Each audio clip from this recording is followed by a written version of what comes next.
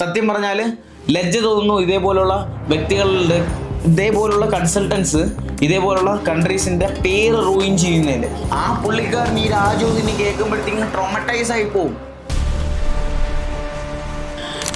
Recently ഞാനൊരു video ഇട്ടായിരുന്നു. Mister Harikrishnan ചേട്ടൻ, പുള്ളിക്കാരൻ ജോർജിയയിൽ MBA പ്രോഗ്രാം പഠിക്കാൻ വന്ന് സ്കാമിൽ പെട്ട ഒരു വ്യക്തിയാണ്. സ്കാം എന്ന് പറയുമ്പോഴത്തേക്കും ഇജാതി സ്കാം എൻ്റെ ജീവിതത്തിൽ കണ്ടിട്ടില്ല. കാര്യം പുള്ളിക്കാരൻ നാട്ടിൽ നിന്ന് കയറുന്ന കോഴ്സിനല്ല ഇവിടെ വന്നപ്പോൾ എൻറോൾഡ് ആയിരിക്കുന്നത്.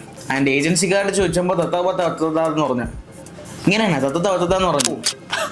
കാര്യം പുള്ളിക്കാരൻ ഈ രാജ്യത്ത് വന്ന് ഇവിടെ എത്ര ദിവസം ഒരു മാസത്തോളം ആ യൂണിവേഴ്സിറ്റിയിൽ തേരാപ്പാര ഓടിക്കൊണ്ടിരുന്നു. സ്റ്റുഡൻറ് സ്റ്റാറ്റസ് ആക്റ്റീവ് അല്ലാത്തത് കൊണ്ട് മാത്രം പുള്ളിക്കാരൻ്റെ BOG ബാങ്ക് ഓഫ് ജോർജിയയിൽ സ്റ്റുഡൻറ് അക്കൗണ്ട് എടുക്കാൻ പറ്റിയിട്ടില്ല.